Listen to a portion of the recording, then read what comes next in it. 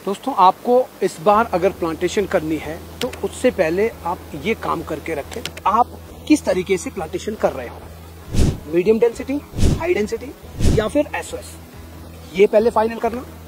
और ये फाइनल करने के बाद अगर आप एसओएस करना चाहते हैं तो एसओएस के लिए आप हमारी टीम से संपर्क करें। हम 100 फार्म इस साल बना रहे हैं, 60 हिमाचल में, 30 कश्मीर में और 10 उत्तराखंड के अंदर। तो उसके लिए नीचे दिए गए नंबर पे कॉल करें। अब हाई डेंसिटी और मीडियम डेंसिटी इन दो में अगर आप कर रहे हैं तो फिर आप अकॉर्डिंग टू डिस्टेंस आपको रूट स्टॉक भी चूज करना पड़ेगा। और रूट स्टॉक चूज करने से पहले आप पानी की व्यवस्था आपके पास कैसी है वो भी देख लें। अगर आपके पास पानी की व्यवस्था सिंचाई के लिए है तो आप क्लोनल रूट स्टॉक M9 की तरफ जा सकते हैं। और अगर आपके पास पानी की व्यवस्था नहीं है तो MM111 जो ड्रॉट रेसिस्टेंट रूट स्टॉक है, आप इसको सीडलिंग के जैसा ही मान सकते हैं, क्योंकि सीडलिंग से 70% 80% तक का प्लांट जो है 111 पे बनता है। ड्रॉट रेसिस्टेंट भी है और सपोर्ट की जरूरत भी 111 को नहीं होती है, तो आप जो है सीडलिंग की जगह MM111 का भी यूज कर सकते हैं। और इन टाइम पौधे आपको कहाँ से लेने हैं, इसके लिए एक बढ़िया नर्सरी भी आपको देखनी है जो बढ़िया प्लांटिंग मटेरियल आपको देते हो, और ऑर्डर प्लांटेशन का टाइमली आपको कर देना है। और इसके बाद अपने जो खेत है उस खेत को आप टाइमली बना ले बरसात के तुरंत बाद। अब अगर हो सकता तो आप मई जून में ही बना लेते, क्योंकि ये वीडियो हम जुलाई में शूट कर रहे हैं। तो मैं आप ये कहूंगा कि आपको जो है बरसात रुकने के तुरंत बाद खेत को बनाने का काम भी शुरू करना है। झाड़ियां हैं तो झाड़ियों को उखाड़ दे, पौधे अगर ऑलरेडी है तो पौधों को आप उखाड़ करके, और उखाड़ते हुए अगर तो मशीन से आप उनको अपरूट कर रहे हैं तो फिर कोई दिक्कत नहीं आएगी। अगर मैनुअली लेबर से आप कर रहे हैं तो पौधे की जड़ों को पहले खाली करना चाहिए।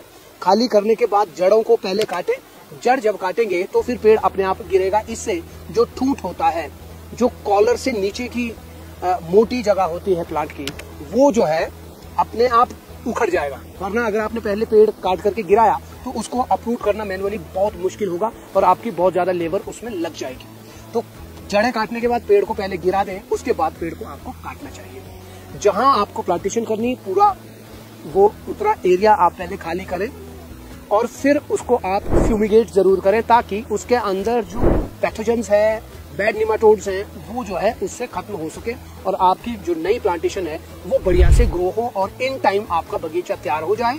और तैयार होने के साथ साथ में बगीचा आपको टाइमली फल देना शुरू करें और आपका जो खर्च हुआ है, जिसको प्रोजेक्ट कॉस्ट कहते हैं, वो प्रोजेक्ट कॉस्ट आपको जल्दी से जल्दी वापस मिलनी चाहिए। और फिर उसके बाद आपको प्रॉफिट आना चालू होता है, जिसको ब्रेक इवन भी कहते हैं या ब्रेक इवन पॉइंट भी कहते हैं। तो वो जो है ये सारी चीजें आपको देखनी पड़ेगी। इरिगेशन सिस्टम टाइमली आपको इंस्टॉल कर लेना चाहिए।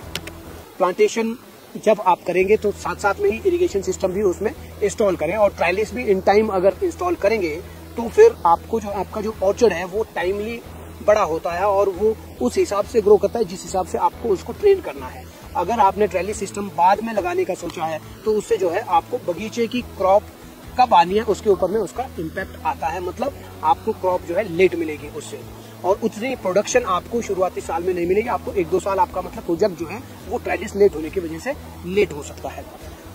पौधा जब आप लगाए हैं तो पौधा लगाने से पहले पौधे को साफ पानी में सोक करने के लिए जरूर डालें, ताकि पौधा जो है वो एक्टिव हो जाए और उसके अंदर जो डिहाइड्रेशन हुई है, जो मॉइस्चर लॉस उसके अंदर से हुआ है, वो मॉइस्चर वो रीगेन करते हैं। इसके लिए साफ पानी में अगर पौधे आपके इंडिजीनस है, इधर के ही है, अपने देश के ही पौधे अगर हैं, तो उन पौधों को आप 8 से 10 घंटे पानी में रखें।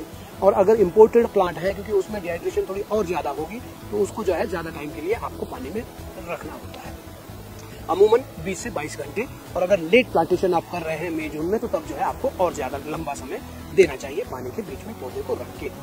तो ये कुछ चीजें हैं जो आपको सावधानियां जो आपको बरतनी है। और पौधा तेजी से ग्रो करने के लिए, बढ़िया से पौधा ग्रो हो, न्यूट्रिशन की कमी पौधे को ना हो, इसके लिए खरपतवार नियंत्रण समय समय पर किया जाना चाहिए और टाइम टाइम पर आप जो है पौधे को पानी भी दिया करें। दोस्तों ये वीडियो आपको कैसा लगा हमें कमेंट बॉक्स में जरूर बताएं और वीडियो को शेयर करना ना भूलिएगा। अभी तक अगर आपने फेसबुक पेज को फॉलो नहीं किया है तो तुरंत फॉलो करें, और अगर आप यूट्यूब चैनल पर इस वीडियो को देख रहे हैं तो चैनल को सब्सक्राइब करें और बेल आइकन दबाना ना भूलें।